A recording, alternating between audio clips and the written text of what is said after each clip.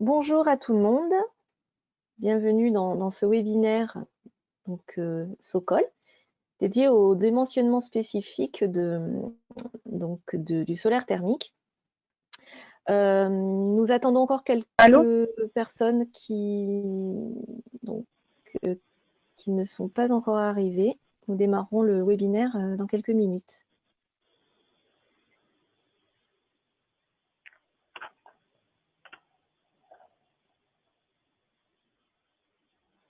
Est-ce que là, vous m'entendez?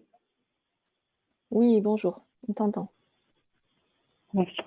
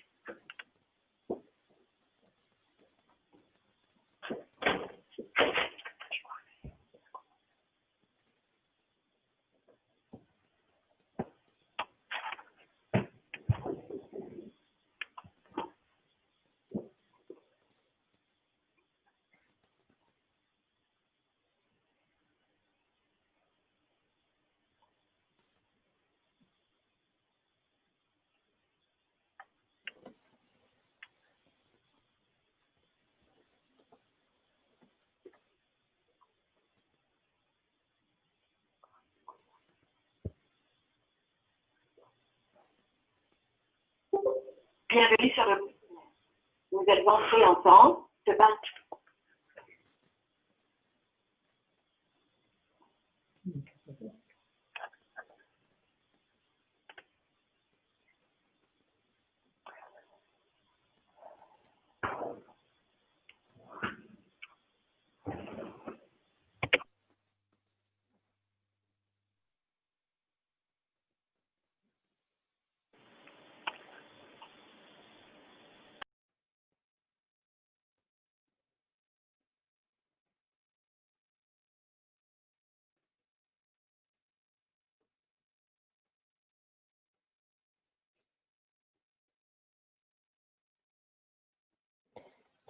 Donc, bonjour à tout le monde, merci de participer à ce webinaire Socol. Donc aujourd'hui, nous avons plusieurs intervenants avec nous pour nous parler des dimensionnements spécifiques du solaire thermique en ce qui concerne le chauffage, le froid et les réseaux de chaleur. Donc tout d'abord, je vais rappeler brièvement le contexte du webinaire et l'action Enerplan Socol pour la chaleur solaire. Ensuite, je laisserai la parole à Christine Delors de l'INES qui va nous parler du logiciel Pixol. Puis Daniel Munier de Texol nous parlera de Pistache. Donc plusieurs détails sur ce logiciel-là. Et nous donnerons la parole ensuite à un fabricant, donc Florent Saunier de TVP Solar, pour aller un peu plus loin dans des exemples concrets de dimensionnement sur ces applications spécifiques du solaire thermique. Et puis nous aurons un moment pour les échanges. Donc en ce qui concerne les échanges, vous avez la possibilité de poser vos questions par le chat pendant toute la durée du webinaire. Si à la fin du webinaire, vous souhaitez prendre la parole, vous avez la possibilité également de lever la main et donc nous pourrons vous ouvrir le micro. Nous avons également à disposition des documents à distribuer que vous pourrez télécharger, qui sont en fait des documents dont vous parlera Florence Saunier et le PDF de présentation de ce webinaire qui est identifié sous le nom dimensionnement spécifique. Au long de ce webinaire, nous allons également vous proposer de participer à des petits sondages. Donc, vous verrez le petit sondage apparaître, des petites questions, et donc vous pourrez répondre aux questions qui vous seront posées par les différents intervenants.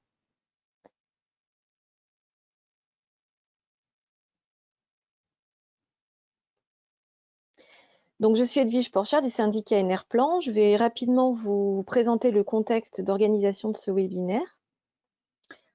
Le syndicat Enerplan, depuis 1983, nous animons la filière de la chaleur solaire Et dans ce contexte, nous avons créé, en ce qui concerne la chaleur solaire, l'initiative Socol qui est dédiée au solaire thermique collectif.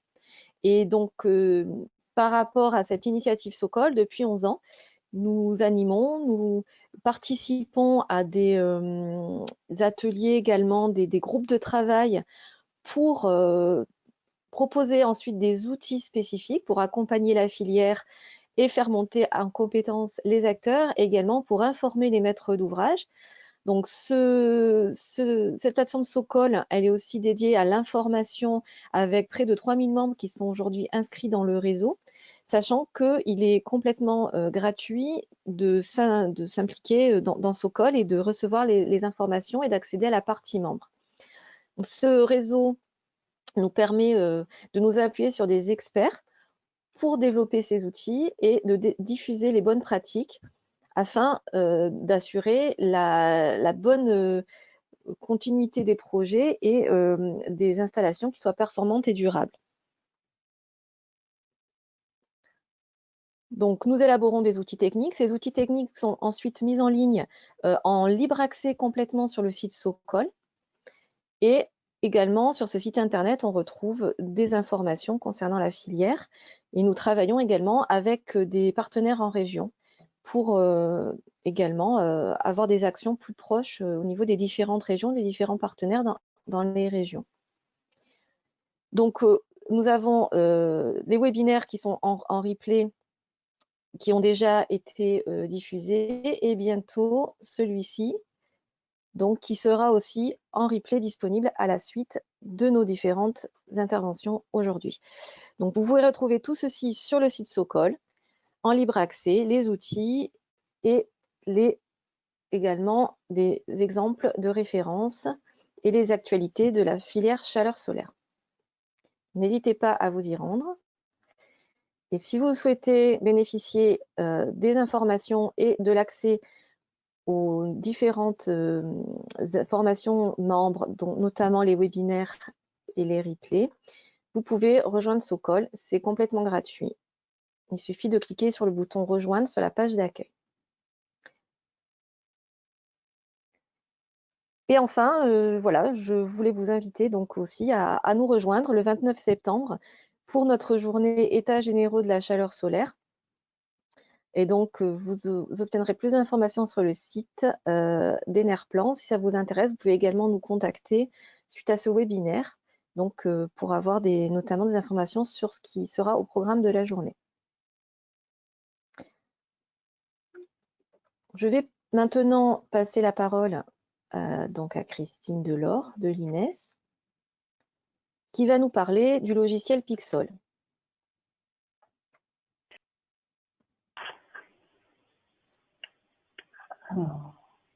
Bonjour à tous, merci Edwige. Donc déjà, j'espère que vous m'entendez bien. Oui, on t'entend bien. Ok, le PowerPoint, donc là c'est toi qui le diffuse ou c'est… Normalement, c'était toi, mais si tu préfères, Okay. je peux le. Alors, il n'y a pas de souci. Alors, ok, donc là, est-ce que vous voyez bien mon écran? Merci. Oui, très bien. Voilà, donc Christine Delors de l'INES PFE, donc plateforme formation et évaluation. Donc nous sommes une association dont l'objet est d'accompagner le développement des filières solaires. Et pour cela, on a différents outils donc qui vont de l'expertise à l'assistance à maîtrise d'ouvrage et à la formation, et également la mise à disposition d'outils pour les filières. Donc c'est le cas de Pixol, qui est un outil d'estimation du potentiel solaire des réseaux de chaleur en création. Donc je vais vous présenter cet outil, son origine et comment l'utiliser. Alors, tout d'abord, les réseaux de chaleur, donc ils sont composés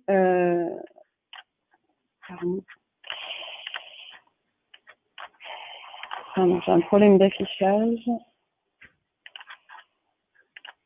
Donc les réseaux de chaleur sont composés de chaufferies. Donc habituellement, on va avoir une chaufferie biomasse ou alors une unité de cogénération, une chaudière fuel gaz plus simplement.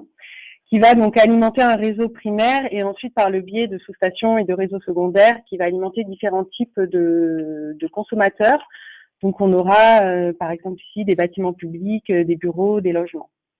Et on va notamment caractériser ces réseaux de chaleur par leur densité énergétique, donc qui correspond au nombre de mégawattheures de chaleur vendus par mètre linéaire de réseau et par an. Et la question qu'on va se poser et à laquelle on va répondre à l'aide de l'outil Pixel, c'est: y a-t-il un intérêt à intégrer un champ solaire thermique à mon réseau pour couvrir une partie des besoins de celui-ci? Donc déjà, pourquoi est-ce qu'on se pose cette question? Donc en fait, il y a tout un argumentaire en faveur du solaire thermique sur les réseaux de chaleur. Donc notamment d'un point de vue environnemental, puisqu'on parle donc d'une énergie renouvelable sans émissions de gaz à effet de serre, et qui va permettre localement de réduire la pollution de l'air. Et ce qui est intéressant également en France, c'est que ce sera disponible sur tout le territoire français. D'un point de vue social, l'intérêt d'intégrer du solaire thermique sur un réseau de chaleur, c'est que le kilowattheure solaire produit sera disponible pour l'ensemble des abonnés, qu'ils aient ou non accès à une surface, par exemple à une toiture solarisable. Et également, la visibilité des capteurs solaires thermiques va permettre de valoriser l'image du réseau. Et enfin, il sera forcément plus simple d'installer une grande installation pour tout un quartier plutôt que d'aller convaincre habitant par habitant d'installer du solaire thermique sur leur toiture. Également, d'un point de vue économique, l'intérêt sera de toucher aux économies d'échelle. Il y a également donc des aides de l'ADEME par le biais du fonds chaleur ou de l'appel à projets grandes installations solaires thermiques. Et enfin, en variant le mix énergétique du réseau, ça permet également de stabiliser une partie du prix de l'énergie dans le temps, puisque du coup, on n'aura plus d'énergie primaire à financer.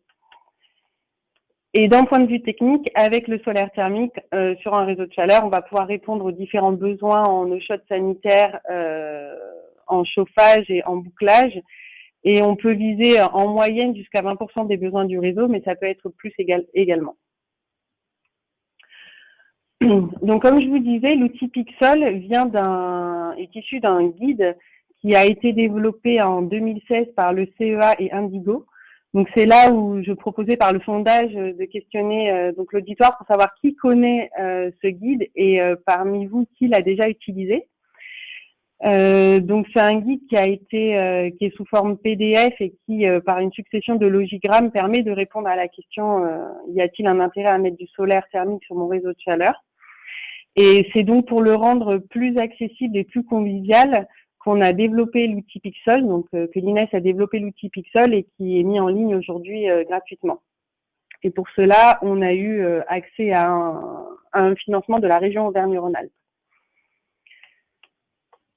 Alors, pour répondre à cette question, mon quartier est-il héliocompatible? On aura, donc comme on est dans le cadre d'une création de réseau, on aura des données à aller chercher, notamment les besoins en chaleur à estimer. Donc, on aura le besoin, ce qu'on appelle le besoin réseau, donc c'est le besoin en sortie chaufferie plus les pertes du réseau. Les besoins en sortie chaufferie, ce seront donc les besoins de chauffage et les besoins en eau chaude sanitaire des différents consommateurs sur le réseau. Et enfin, les besoins en été, parce que, donc en gros, ça va correspondre à la période hors chauffe, parce que le solaire thermique produira le plus en été. Et donc, il est important d'avoir un minimum de consommation à ce moment-là. Typiquement, si on est sur un réseau connecté à une école ou à une université qui va être fermé en été, il n'aura plus de besoin, ce sera peut-être pas un quartier compatible pour du solaire thermique. Ensuite, on a toute une série de données également à collecter, notamment donc la zone climatique. On verra juste après une carte qui répartit ces zones sur la France. Les différentes surfaces de projet, donc ça sera la surface totale du quartier, l'emprise au sol des constructions sur ce quartier et la surface de plancher estimée. Donc par exemple là sur le dessin d'à côté, si on a un immeuble de 3 étages, ce sera donc 3 fois la surface emprise au sol. Ensuite, c'est la répartition des usages. Donc on va différencier les logements, des bâtiments tertiaires à faible consommation d'eau. Donc là-dedans, on aura typiquement les bureaux, les commerces, les écoles. Et les bâtiments tertiaires à forte consommation d'eau. Dedans, on aura typiquement les hôtels, les hôpitaux, les EHPAD et les piscines. Et enfin, on va essayer d'évaluer, donc notamment par cartographie, les surfaces de toiture disponibles pour mettre du solaire et également les surfaces de terrain au sol disponibles pour du solaire. Donc là, je vous ai mis l'exemple du premier logigramme proposé dans le guide. Et donc les critères pour savoir si le quartier est lieu compatible seront, comme je vous disais tout à l'heure, la densité énergétique du réseau. Donc c'est le besoin en chaleur du réseau ramené au mètre linéaire de ce réseau. Et le rapport entre les besoins estivaux et les besoins annuels du réseau. Pour estimer ces besoins, comme on est sur une création de réseau, on a ici des estimations en fonction de la zone géographique, donc H1, H2, H3, et des types de consommateurs. Et on a également ici la possibilité d'estimer la longueur linéaire du réseau en fonction des surfaces de quartier et d'emprise au sol des bâtiments. Voilà. La dernière question à laquelle il faudra répondre, c'est le type de connexion de l'installation solaire au réseau. Donc, on a deux grands types. L'installation centralisée, qui signifie que l'ensemble des mégawattheures solaires produits sont réinjectés en chaufferie centrale avant d'être injectés sur le réseau primaire du réseau. Ou alors une installation décentralisée, donc on peut avoir des capteurs un petit peu partout dans le quartier et qui vont être directement connectés au réseau primaire du réseau de chaleur. Aujourd'hui, on estime que c'est un peu plus compliqué à réguler le réseau de chaleur sur ce type d'installation. Donc, pour l'instant, l'ADEME favorise les installations centralisées pour les subventions. Néanmoins, si c'est argumenté que l'installation décentralisée est justifiée, ça la reste ouvert pour l'ADEME au niveau des subventions. Donc, une fois qu'on a ça, on a répondu à la question de si le quartier était lieu compatible. Et si c'est le cas, on va pouvoir entrer dans un deuxième logigramme de prédimensionnement qui va permettre de calculer la surface solaire nécessaire pour répondre aux besoins. Donc, en fonction toujours de la zone géographique, des besoins estivaux et du taux de couverture annuel visé. On va pouvoir également calculer le volume de stockage nécessaire et enfin estimer si la surface solarisable à laquelle on a accès est suffisante par rapport donc à la surface solaire nécessaire calculée. Et une fois qu'on a fait ce prédimensionnement, on va pouvoir faire un préchiffrage et donc faire une estimation du coût de l'installation solaire et du coût du stockage, donc en fonction du type de raccordement prévu, donc centralisé ou décentralisé, de la surface de capteur nécessaire et du volume de stockage. Donc voilà pour la philosophie du guide qui avait été développé. Et donc maintenant, je vous invite on va utiliser l'outil Pixel ensemble. J'ai préparé une étude de cas. Donc comme tous les outils développés par l'INES, mis à disposition par l'INES, l'adresse c'est le nom de l'outil, donc pixel.ines-solaire.org. Donc si vous voulez en parallèle, vous pouvez vous connecter dessus. Et le cas que je propose se situe donc à Montélimar dans la Drôme. Donc on est ici en zone H2. Et j'ai choisi ce cas parce qu'on a ici une zone de terrain qui est disponible pour une installation au sol, pour du solaire au sol. Et on a différents types de consommateurs. Donc on a ici un EHPAD, ici une piscine, donc ça va être des consommateurs tertiaires à forte consommation d'eau. On a ensuite des commerces ici ainsi qu'une école en vert. Et enfin en bleu des logements avec des immeubles et un quartier résidentiel neuf. Donc ici, j'ai rassemblé l'ensemble des données dont on a besoin pour faire tourner Pixel, donc l'adresse, les différentes surfaces donc, que j'ai mesurées sur Géoportail. Ensuite, la répartition en termes de type de consommateur de chaleur, donc calculée à partir des surfaces de plancher estimées. Et enfin, le niveau de performance thermique visé. Donc, moi, je propose ici une RT 2012 20% plus performante. Un taux de couverture solaire ici à 40%. Donc, j'ai choisi 40% parce qu'on a une grande surface au sol, donc on peut se permettre de viser une grande couverture solaire. Et enfin, un type de raccordement solaire centralisé avec donc une seule installation au niveau de la zone disponible et directement raccordée à la chaufferie. Voilà. Donc,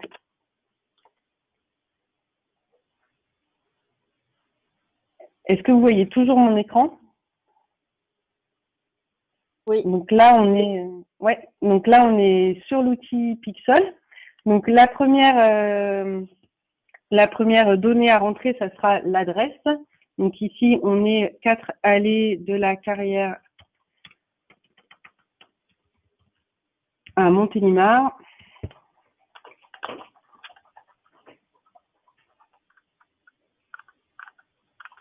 Voilà, donc l'outil nous géolocalise et nous indique automatiquement que la zone climatique de référence est H2. Ensuite, on a ici les surfaces du projet à rentrer. Donc, en termes de surface de quartier, on est sur à peu près 100 000 m² de quartier. L'emprise au sol des bâtiments, je l'ai estimé à 4 800 m². Et la surface totale plancher, donc on est à 43 500. Donc à chaque fois, on a des petites fenêtres qui nous indiquent si les valeurs sont réalistes. Les valeurs rentrées sont réalistes. Ensuite, on a la consommation énergétique visée. Donc, moi, j'ai dit une RT 2012, moins 20%. Hop, donc ça, c'est la performance. La répartition des typologies. Donc, ici, on est sur 70% de logements. On a 12% de commerce, 3% de bureaux et 15% d'hôtels. Ensuite, on choisit le type d'installation, donc une installation centralisée. Et enfin, le taux de couverture souhaité, donc on a dit 40%. Et voilà, et là, on a rentré l'ensemble des données nécessaires et on peut lancer l'analyse de l'outil qui nous dit, donc voilà, bonne nouvelle, le projet présente des caractéristiques favorables au solaire thermique sur réseau de chaleur. Et ensuite, dessous, on a l'ensemble des résultats, donc notamment le calcul des différents besoins en termes d'eau chaude sanitaire, de chauffage et de besoins estivales, les coûts estimés donc de l'installation solaire et du stockage, la répartition de consommation par type d'utilisateur, et enfin un tableau récapitulatif avec l'ensemble des données et des données intermédiaires calculées pour arriver à ces résultats. Si on remonte, on a ici un résumé des hypothèses utilisées, donc pour calculer les besoins en chauffage et les besoins en eau chaude sanitaire en fonction des différents types de consommateurs, et un rappel de la carte de répartition des zones géographiques. Et enfin ici, vous avez la possibilité de télécharger le guide dont est issu Pixel, et dans lequel vous retrouverez les détails des logigrammes et des calculs faits, ainsi que des informations supplémentaires de type réglementaire.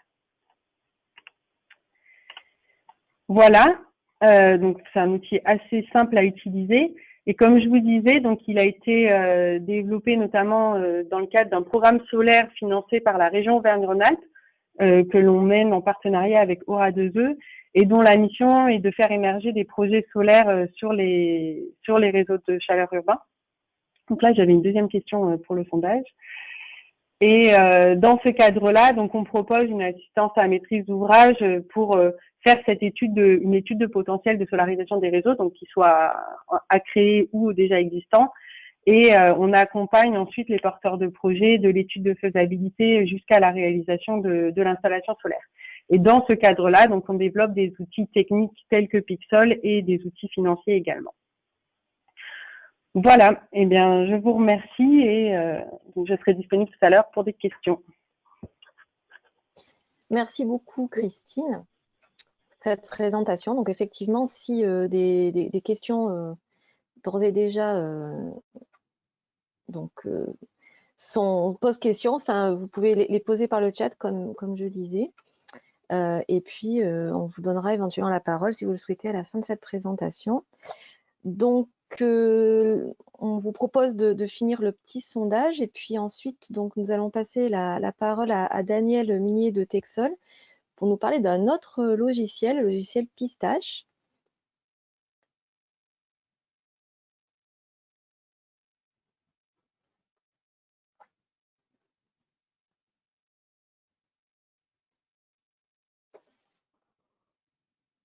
Donc, Daniel, je te passe la main.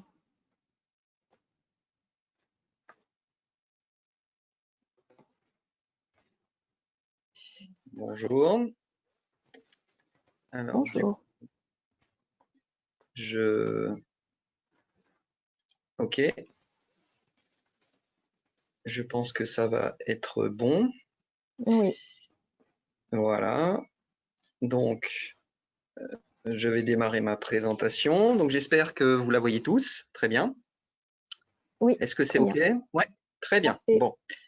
Alors, donc, je me présente, Daniel Munier. Je suis responsable de l'innovation au sein du bureau d'études Texol et je vais essayer de vous présenter ce qu'est l'outil Pistache et je vais vous parler un petit peu de la suite de son évolution et d'un nouvel outil qu'on est en train de démarrer. Donc en fait, comme son titre l'indique, suite à la présentation d'une approche de type Pixel, en fait, il peut être très intéressant d'aller un petit peu plus loin dans l'utilisation d'outils de prédimensionnement.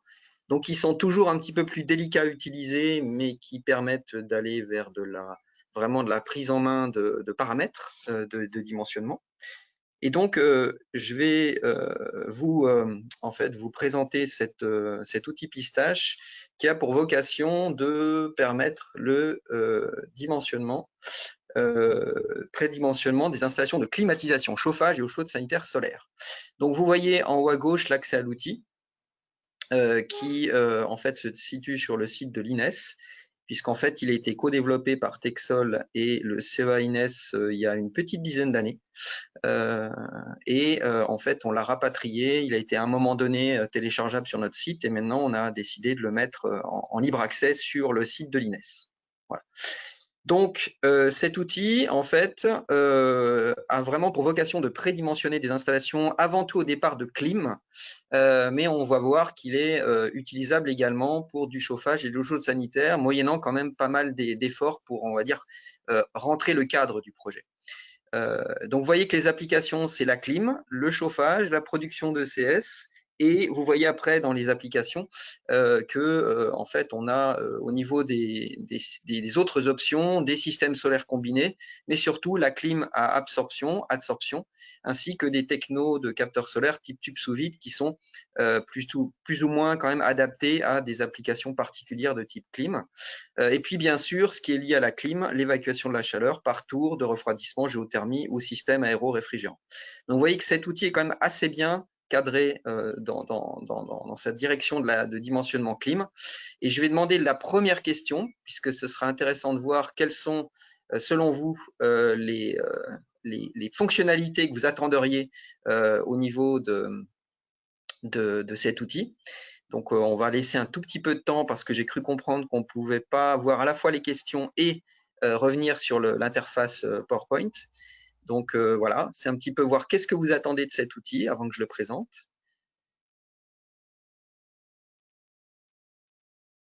Donc, je pense qu'on va encore donner quelques secondes et puis on va revenir sur l'interface de présentation. Je pense que, ouais, Noéline, c'est bon. Tu peux fermer, voilà. Donc, en fait, on a des fonctionnalités avec 12 schémas de configuration.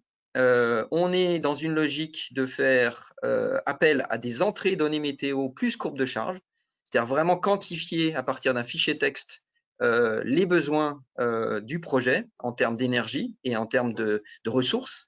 Et puis, derrière, c'est de faire du prédimensionnement, l'aide au prédimensionnement de manière automatique des principaux composants. Donc, la puissance froid, la surface de capteur, le volume de stockage, et de proposer des valeurs par défaut pour les autres paramètres. On fait appel à une base de données pour les clims à APSO et les capteurs disponibles sur le marché.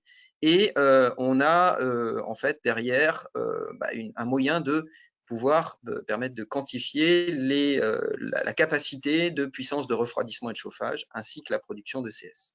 Alors, dans cet outil également, on a intégré une aide et on a l'outil qui est disponible en version française et anglaise.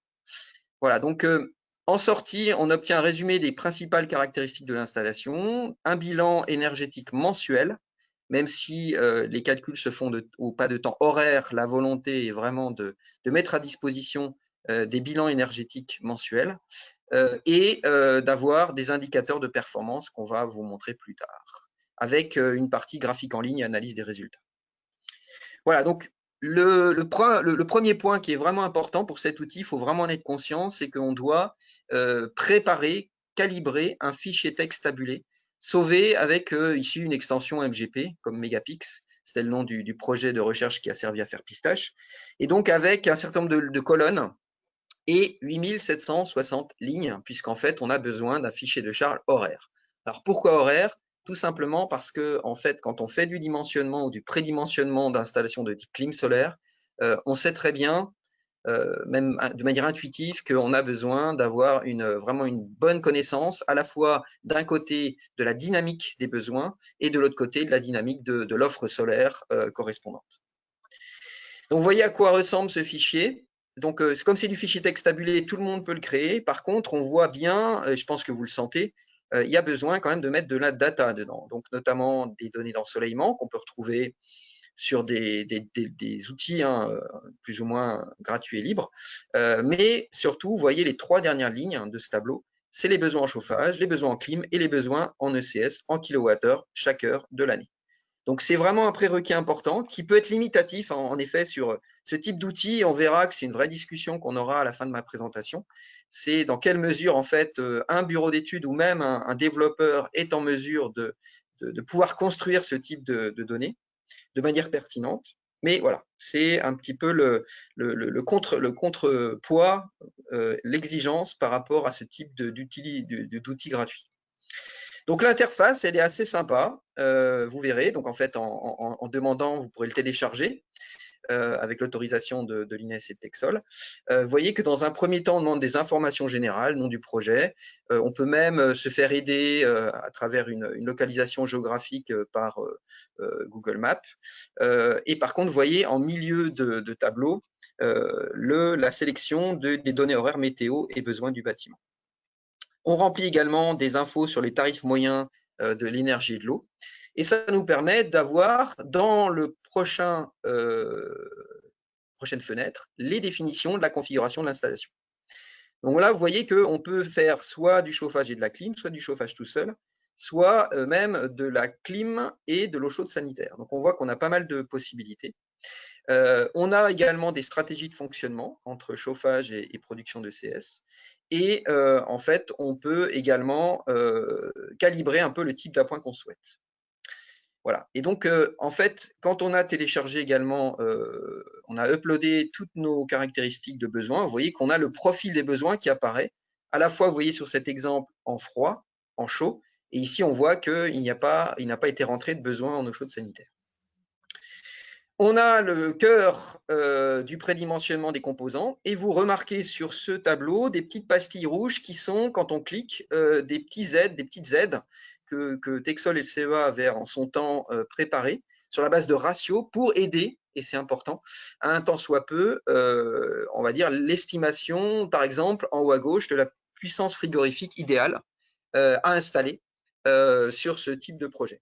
Et donc, en bas à gauche également, la surface totale de capteurs solaires qui peut être vue comme pertinente pour ce type de projet.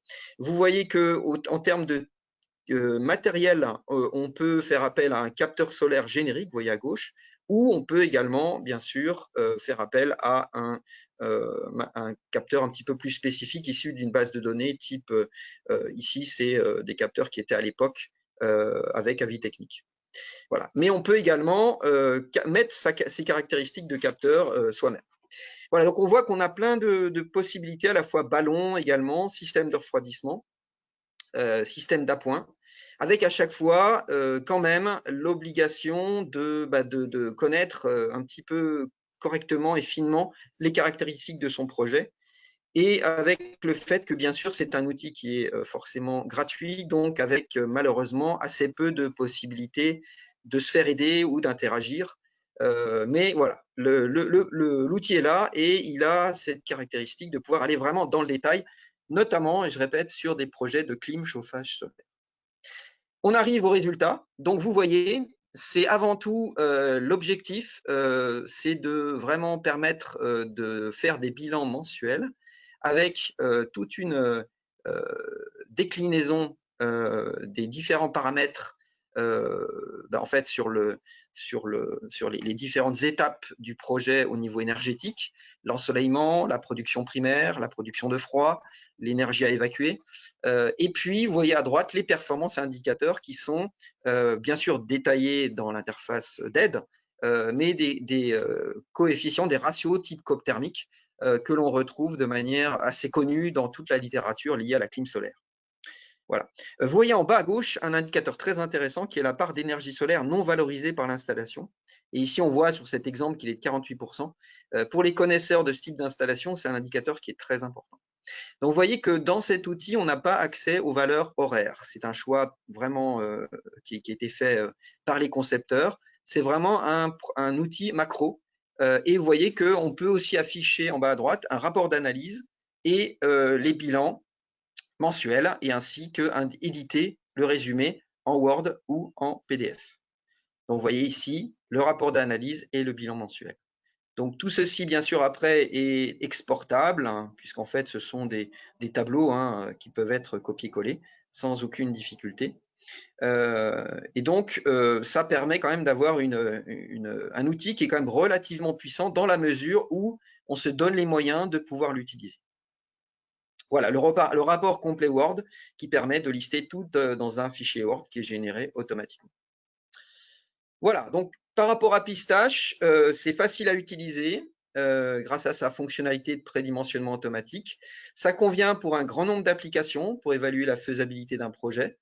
Donc on voit, c'est un outil qui est quand même qui est assez puissant, qui a été créé quand même en 2011. Donc qui en fait n'a pas forcément été trop mis à jour depuis, même s'il y a quand même une bonne persistance des technos sur ce domaine d'application. Il peut être utilisé pour comparer des performances réelles d'une installation à celles d'une installation simulée, donc notamment pour des installations de clim, et il a été validé grâce à des calculs et des données de monitoring sur des installations existantes de climatisation solaire des années 2010. Voilà. On a fait les derniers travaux dans les années 2015-2017 et faute de budget, on n'a pas pu continuer. Et avec une validation numérique notamment qui avait été faite par l'Université de La Réunion. Donc là, je propose à Noéline de poser la deuxième question que je voulais lancer. Face, on va dire, à cet outil Pistache et sur la suite, est-ce que ce type d'outil, vous voyez voilà la question, hein, est suffisant ou est-ce que de lui-même, ou est-ce que ça n'appelle pas, on va dire, à se poser une vraie question dans la réalisation de projet? Voilà. Donc, je pense qu'on peut laisser encore un petit peu de temps sur cette question. Et puis, comme je pense qu'on ne peut pas voir à la fois les questions et le PowerPoint dans quelques secondes, on va clôturer ce petit sondage. Donc, peut-être, Noéline, je pense que tu peux le clôturer.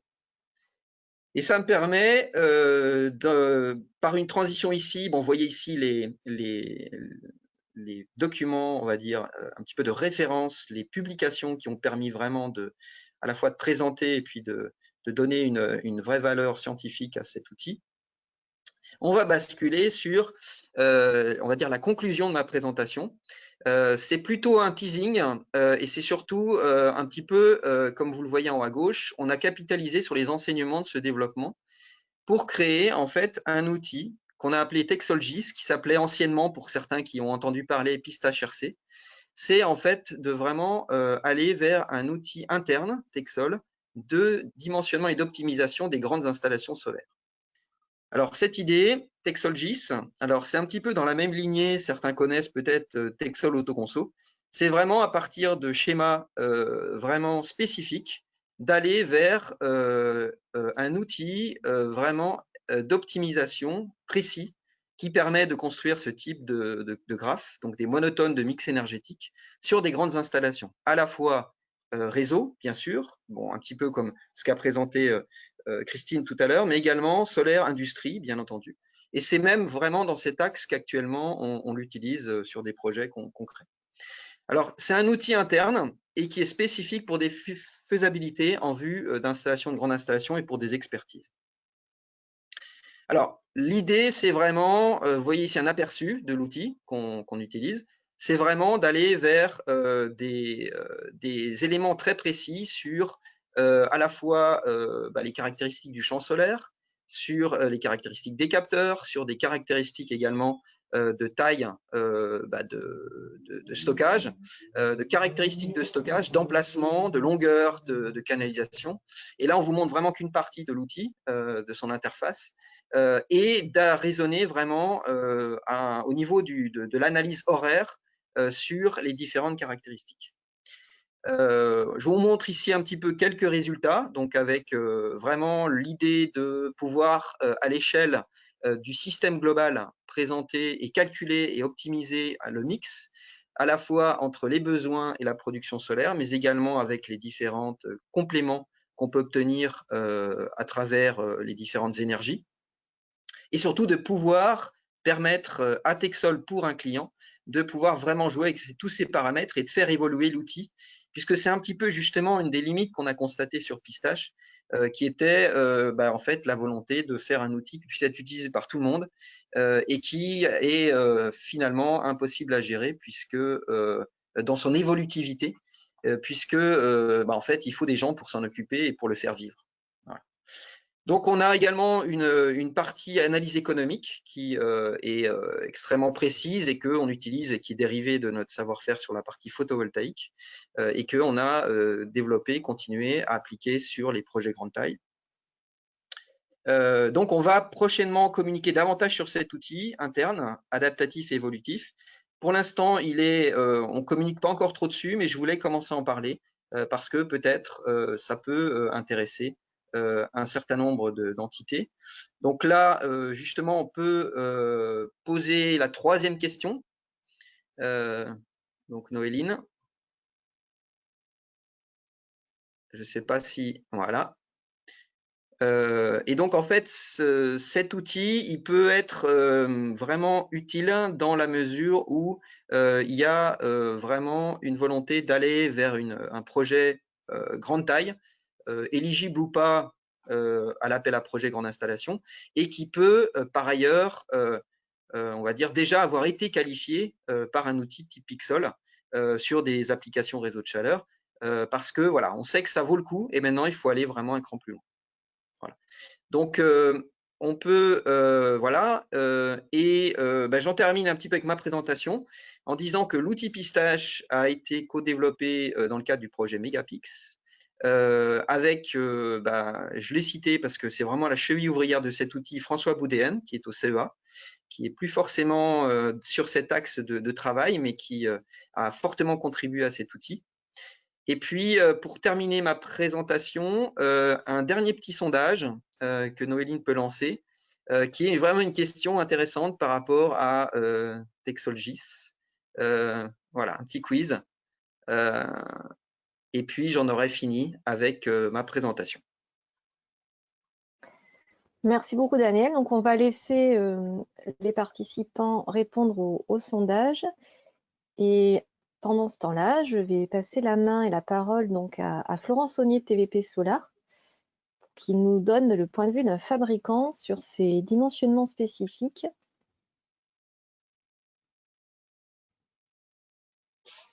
Bonjour à tous. Pardon. Oui. Juste avant, Florent, je voulais préciser que Pistache a été rapatrié sous le même genre d'adresse que Pixol, c'est donc pistache.ines-solaire.org. Voilà, merci. Merci. Alors, je ne sais pas si vous pouvez voir mon écran. Oui, tout va bien. C'est tout bon? Oui. Alors, il faut peut-être que j'enlève… Tout va bien là, on voit ton écran. Vous voyez juste le PowerPoint, hein? Oui. Ok. Hop. Alors, bonjour à tous. Donc, moi, je suis Florent Saunier, responsable technico-commercial chez TVP Solar. Merci à Edwige, merci à Sokol pour l'organisation de ce webinaire sur les outils de dimensionnement des champs solaires thermiques. Et donc, moi, je vais vous donner présenter la démarche d'un fabricant de panneaux. Donc, pour les personnes qui ne connaissent pas TVP Solar, TVP fabrique et commercialise des solutions solaires thermiques pour les moyennes et hautes températures, donc typiquement au-delà de 65 degrés. Et nos solutions sont basées sur une nouvelle génération de panneaux solaires thermiques qui sont plans et sous vide, basés sur une technologie brevetée appelée HVFP, donc pour High Vacuum Flat Panel. En termes d'applications, donc les trois grandes applications, je dirais, qui vont être intéressantes en France, ça va être particulièrement la chaleur industrielle, les réseaux de chaleur et aussi le froid solaire à l'aide de machines à absorption simple effet, pour en gros se situer sur des applications qui demanderaient de la chaleur constante entre 65 et je dirais 120, 130, on peut même aller jusqu'à 150 degrés dans le sud de la France, si besoin pour des applications industrielles. Donc toujours sur de la grande échelle, donc plus de 500 mètres carrés. Donc juste pour vous expliquer un petit peu, et ça va expliquer un petit peu le contexte de la démarche qu'on a mis en place pour le dimensionnement. On est sur une technologie innovante et donc cette technologie a la spécificité d'avoir une efficacité beaucoup plus élevée que des technologies solaires thermiques plus classiques comme les tubes ou les panneaux plans.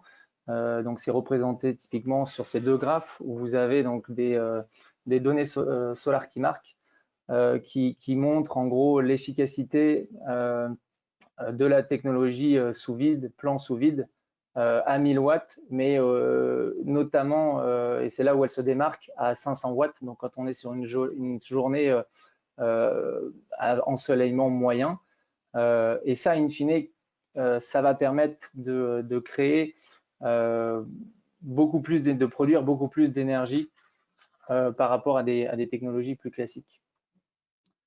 Alors, évidemment, l'innovation, c'est toujours intéressant, ça amène des nouvelles solutions, mais dans notre cas, ça a eu le souci en fait de devoir créer ses propres outils et sa propre démarche pour développer les premières installations, puisqu'on s'est un petit peu, on a eu disons des difficultés du fait de la technologie et de l'architecture du système.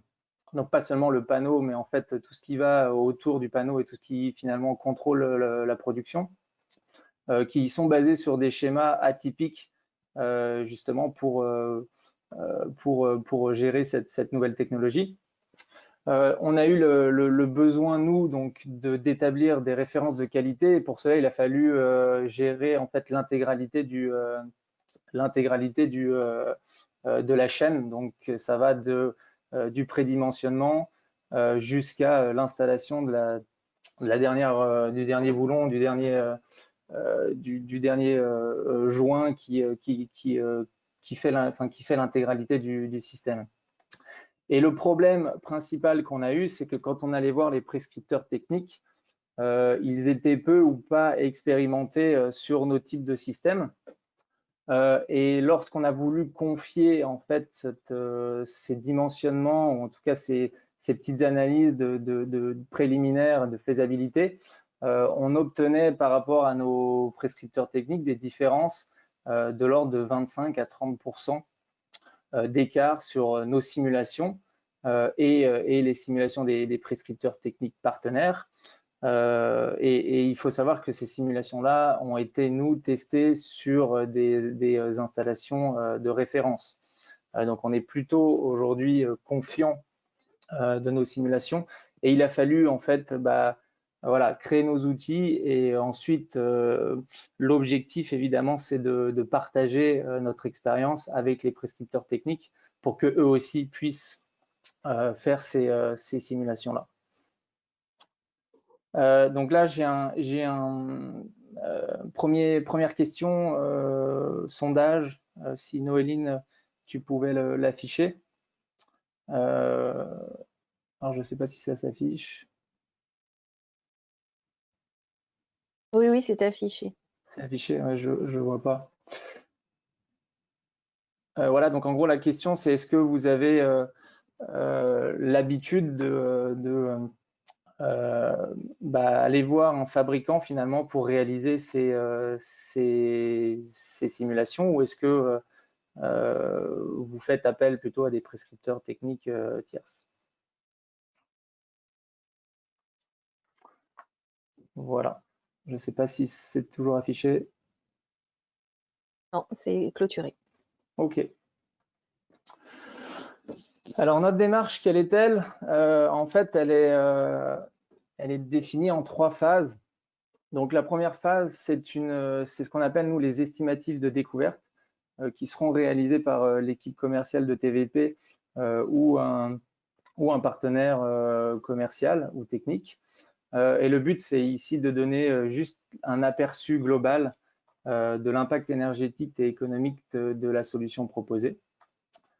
Ensuite vient une deuxième phase d'étude de faisabilité, donc qui cette fois fait appel à des compétences d'ingénierie et qui peut là encore, et on l'espère prochainement, être fait donc soit par nous, soit par des bureaux d'études partenaires. Et ensuite, une troisième phase, cette fois-ci d'ingénierie détaillée, qui, elle, reste aujourd'hui la mission de TVP, de réaliser cette ingénierie complète pour garantir en fait derrière la qualité et le productible. On va maintenant rentrer dans le détail de chacune de ces phases et je vais pouvoir vous présenter un petit peu les outils qu'on utilise sur chacune des phases. Donc, comme je vous le disais, la première phase, c'est vraiment de la découverte. Là, on est en gros face à une personne qui a entendu parler de nos solutions, qui est peu sensibilisée par rapport à ces solutions. Et l'objectif, c'est vraiment de lui donner une vision d'ensemble, mais aussi de valider rapidement la pertinence d'une de nos solutions. Typiquement, si du départ, on se rend compte que la solution n'est pas adaptée, voilà, on préfère couper court à ce projet, en tout cas avec notre technologie, ou alors essayer de trouver des solutions alternatives qui pourraient convenir. Alors, comment ça marche? Concrètement, on va poser 8 questions aux porteurs de projet, qui sont des questions qu'on a déjà retrouvées dans les 2 présentations précédentes de Christine et de Daniel. Donc, typiquement, ça va être voilà, la localité pour avoir l'ensoleillement, ça va être l'espace disponible, ça va être le type d'application recherchée, les températures de cette application, et ensuite également des questions par rapport à l'énergie fossile utilisée, donc le type d'énergie, le prix de l'énergie, pour calculer un petit peu calculer des premiers dimensionnements économiques. L'outil qu'on a mis en place, c'est tout simplement un calculateur sous Excel, où en gros, voilà, en rentrant ces quelques infos, on est capable de ressortir donc pour le porteur de projet donc des estimatifs sur la dimension du système, donc quelle taille fait le champ solaire, quelle emprise au sol il aura, son productible annuel, un budget préliminaire, et enfin, in fine, du coup, un coût d'énergie sur 20 ou 25 ans.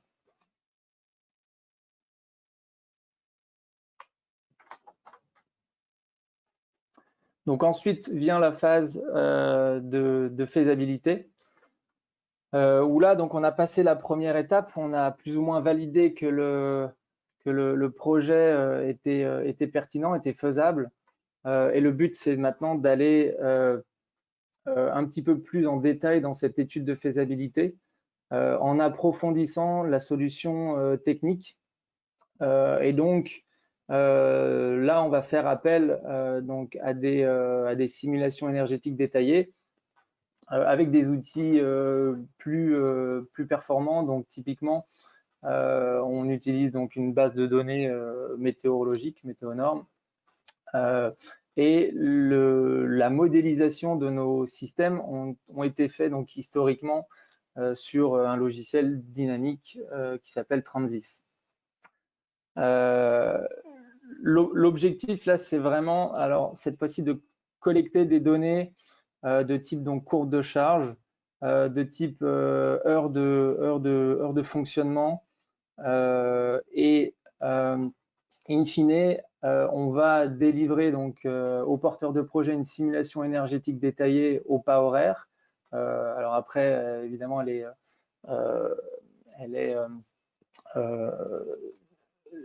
y a un bilan mensuel qui est fait, puisqu'il n'y a pas toujours nécessairement besoin d'aller au pas horaire.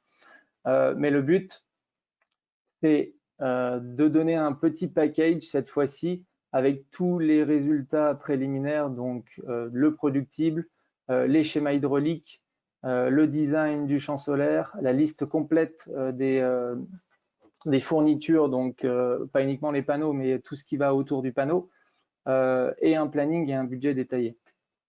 L'objectif ici, en général, et ce que recherche le porteur de projet à cette étape, c'est d'avoir toutes les infos dont il a besoin pour aller convaincre les décisionnaires.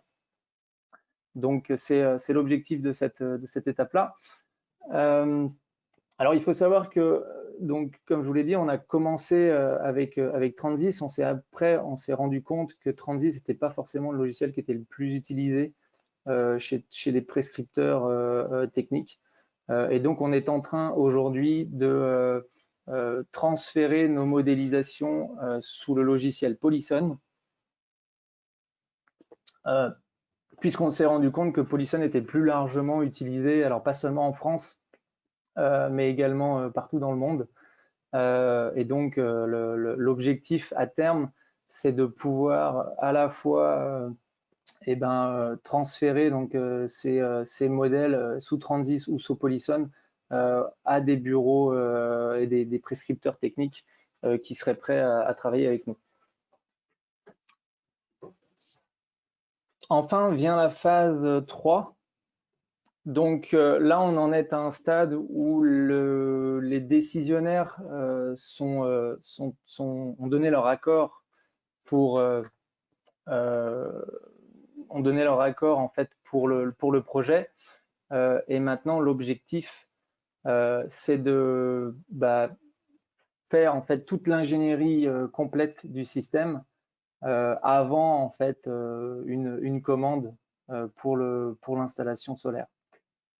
Donc cette phase 3, elle s'accompagne de plusieurs visites sur site pour vraiment prendre en compte toutes les spécificités locales qu'il y aurait sur place. Et l'objectif, c'est de fournir une offre engageante à la fois sur le budget, mais aussi sur le productible solaire. Donc ici, on va réutiliser en fait les outils de modélisation précédents, et puis on va aussi donc faire toute l'ingénierie détaillée avec des logiciels de dessin par ordinateur, donc typiquement AutoCAD. Comme vous pouvez voir sur la droite, on va jusqu'à dessiner tous les composants du système en 3D. Et en fait, le livrable ici, c'est un dossier d'exécution qui permet de rassurer en quelque sorte le porteur de projet et ses décisionnaires pour le système, et puis de bien en fait comprendre de bien comprendre la solution et de vérifier que tout est adapté et conforme à leurs attentes. Voilà. Donc, dans ce dossier d'exécution, on va retrouver des dessins 3D, on va retrouver tout ce qui avait été fait en phase de faisabilité, mais cette fois-ci de manière finale.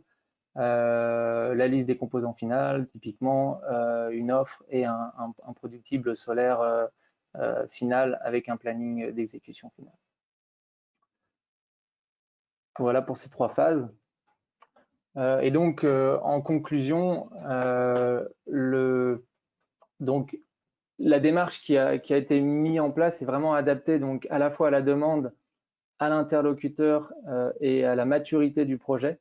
Donc, typiquement, comme vous l'avez vu, on ne va pas s'orienter tout de suite sur une étude détaillée si on en est à une découverte de la solution. Et l'objectif, c'est voilà, c'est vraiment d'amener le porteur de projet à découvrir dans une première phase nos solutions, puis petit à petit rentrer dans le détail jusqu'à arriver à un dossier d'exécution complet. On accompagne les maîtres d'ouvrage et les bureaux d'études tout au long de développement de projet. On est bien conscient encore que notre solution, elle est relativement innovante et qu'il reste encore des compétences et voilà, du savoir-faire à transférer, que ce soit aux porteurs de projet, aux maîtres d'ouvrage, au bureau d'études. Donc, on est là pour accompagner toutes ces personnes. Et on investit beaucoup dans le développement et on est prêt à partager tous nos modèles de simulation préfabriqués justement pour faciliter l'adoption de nos solutions par les prescripteurs techniques. Donc, si j'ai un dernier message à faire passer, s'il y a des prescripteurs techniques dans l'audience, c'est n'hésitez pas à nous contacter puisqu'on est vraiment prêt à travailler avec vous et à faire en sorte que, voilà, que ces simulations soient bien réalisées pour développer les projets. Je vous remercie de votre attention et je pense que maintenant on va passer aux questions.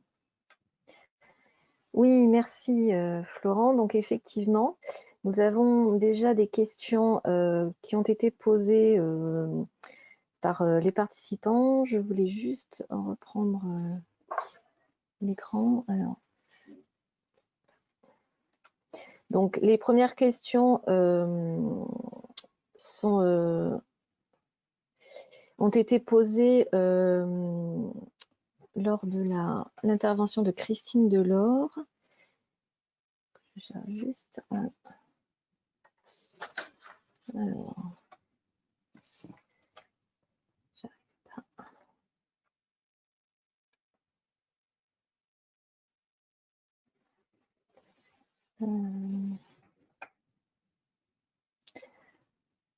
Je suis désolée, j'arrive pas à faire apparaître l'écran.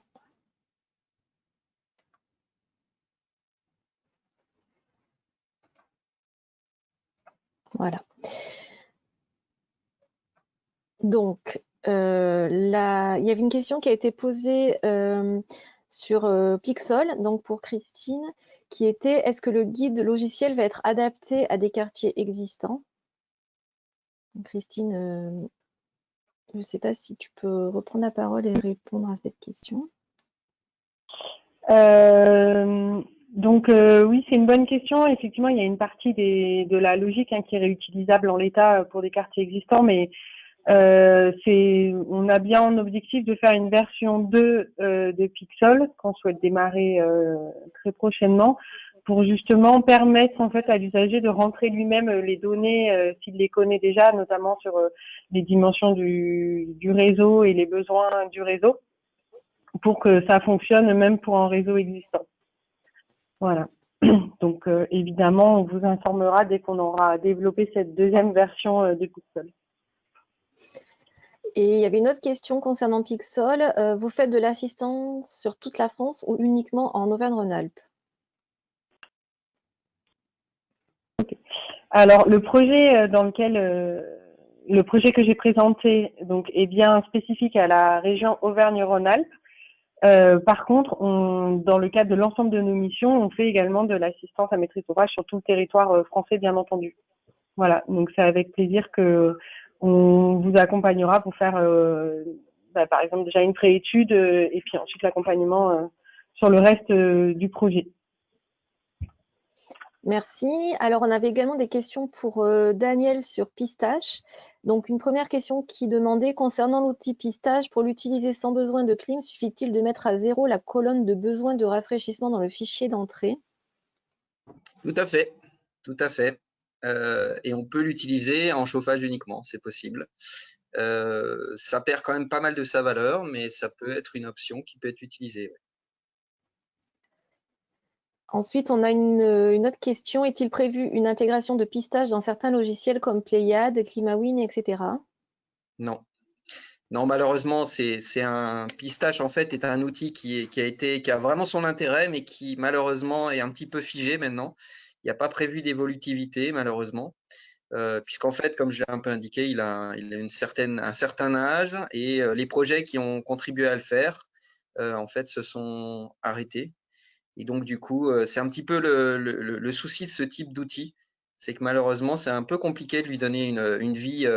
On a des rares exceptions comme Solo, hein, qui a plus de 30, 35, 40 ans et qui, malgré tout, avec le volontarisme de pas mal d'acteurs, continue à vivre.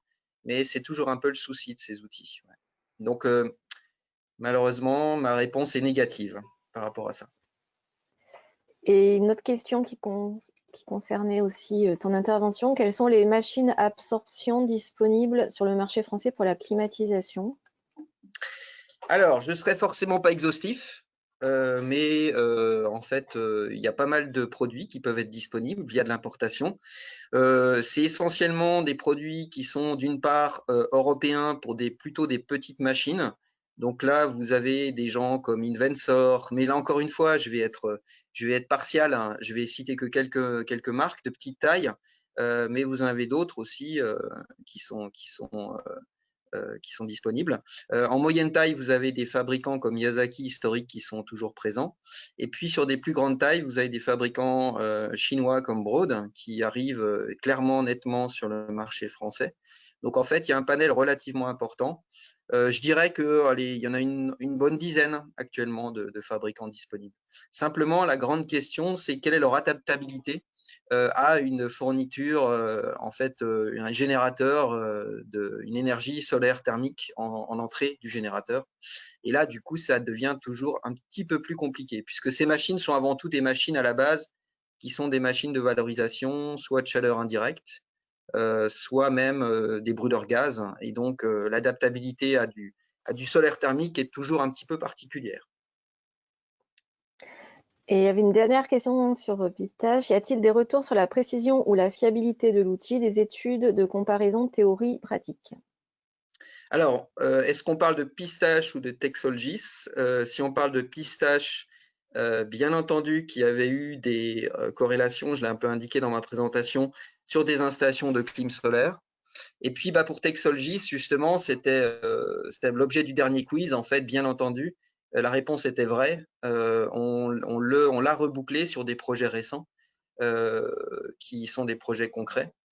Et je profite aussi, je l'ai oublié de le dire, mais sur Texolgis, c'est typiquement un outil Texolgis qui est absolument compatible et qui pourrait être, on va dire, un dérivé de ce qu'a présenté Florent côté TVP, puisque nous sommes tout à fait en mesure d'intégrer dans notre outil bien spécifique les caractéristiques spécifiques du capteur TVP et de son ingénierie spécifique.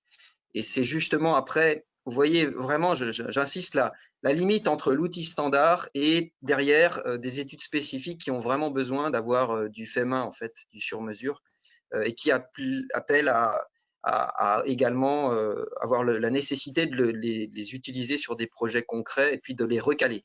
Très important le terme recalage sur ce type d'outil. Alors, on a ensuite des questions qui concernent les deux outils ou des questions plus générales. Une question, quel outil gratuit pour définir les besoins? Et également, quelle est la différence entre Pistache et Pixol? Donc, on s'adresse à Alors la peut-être fois à je peux Christine répondre et à à la Daniel. première, puis Christine peut-être répondra à la deuxième. La première, effectivement, c'est une vraie question.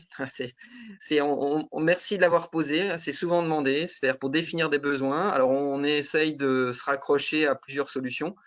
Une simple va être de créer en fait une monotone à partir de la répétition de scénarios journalières qu'on est capable de créer.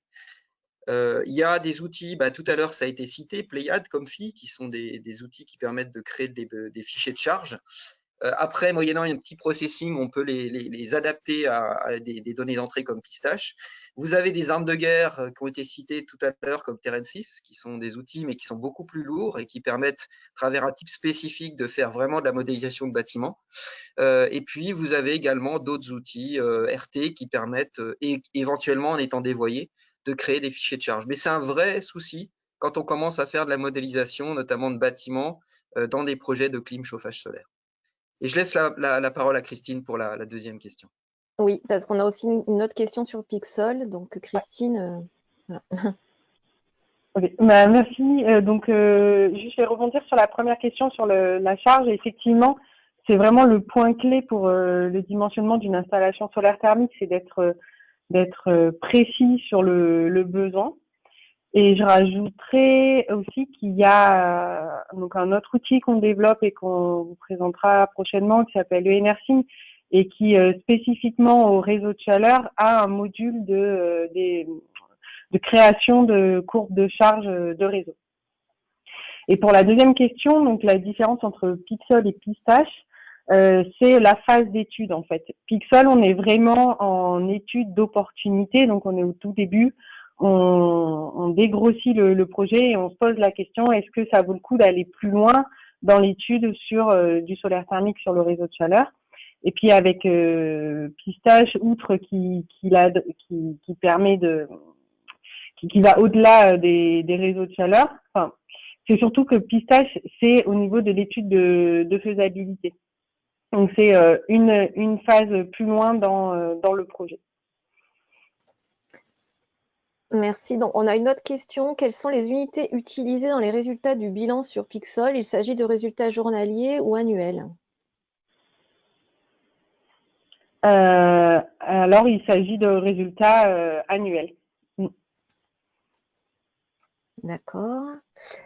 Alors, on avait une question qui rebondissait sur la question des machines à absorption.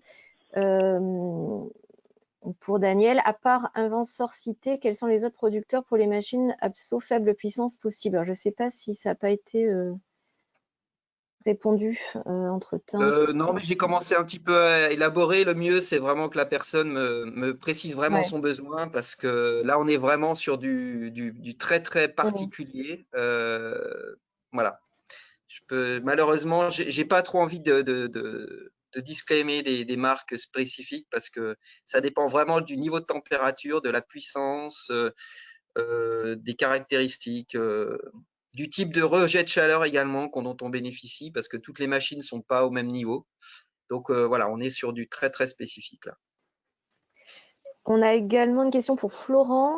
Est-ce que pour les prescripteurs, les formes de travail sont avec la signature d'un accord ou préaccord de développement? Florent, si tu veux répondre à cette question.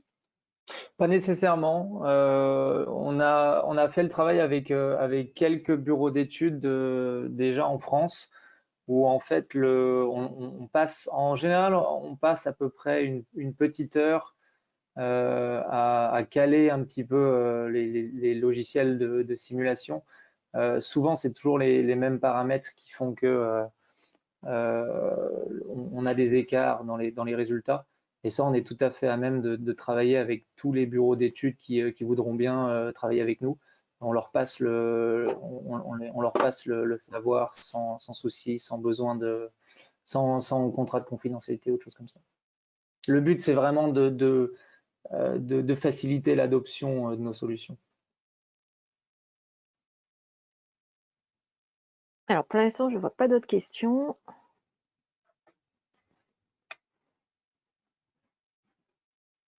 Donc, s'il y a des personnes qui également souhaitent poser une question à l'oral, vous avez la possibilité de lever la main pour qu'on vous donne le micro.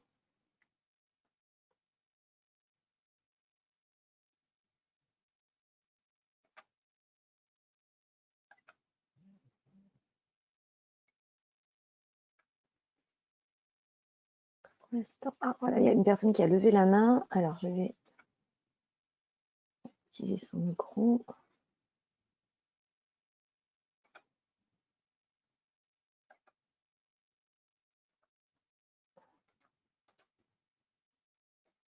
Ah, excusez-moi, c'est d'activer un micro. Voilà.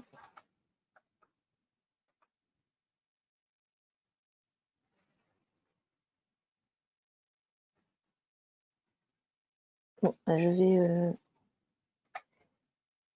faire une manip, j'arrive pas à activer le micro. Est-ce que du coup, la personne qui a levé la main a son micro d'activer?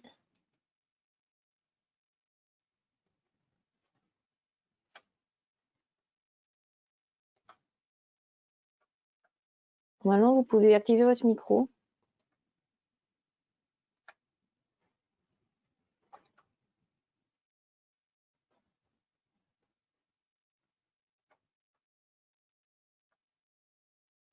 Bon, je sais pas, la personne n'a pas l'air d'activer son micro.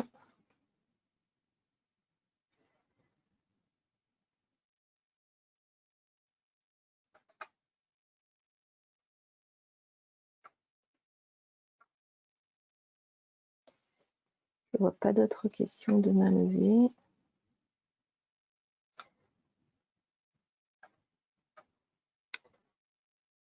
De toute façon, les présentations, donc vous avez la possibilité là de les récupérer par l'interface pendant le webinaire. Ensuite, elles seront mises en ligne sur le site Socol, comme d'habitude, dans la partie membre, comme j'ai indiqué en début de webinaire.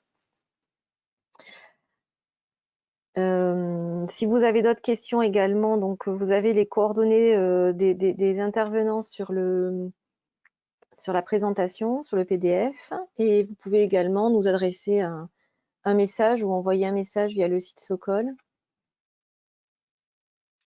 Alors. Et Edwige, ce qui sera intéressant, c'est peut-être aussi de communiquer les résultats des sondages, peut-être soit maintenant, soit ultérieurement par mail aux participants, mais qu'il y ait un peu un retour parce qu'ils ont vraiment se sont prêtés au jeu des questions-réponses ou des sondages. Et donc, du coup, je pense que c'est une bonne façon aussi de montrer un peu les retours là-dessus. Oui, oui, bien sûr. On aura un mail de suivi également avec toutes les informations. Entre-temps, on a reçu une autre question. Pour Pixel, est-il possible d'entrer des valeurs de besoin pour un quartier existant ou uniquement sur la base de la RT 2012?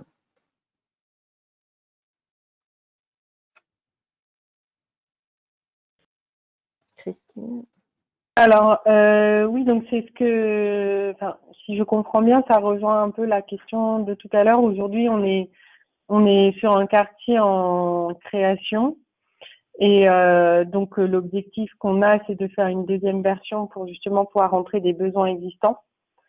Et ce que je peux compléter, c'est que la démarche proposée par le guide reste néanmoins valable et donc adaptable à un quartier existant. Mais dans l'outil aujourd'hui, on n'a pas la possibilité d'aller rentrer nous-mêmes les besoins que l'on connaîtrait déjà, quoi. Voilà. Donc ça veut dire qu'on repasse par une estimation à partir des surfaces d'emprise des différentes constructions. Voilà. Merci.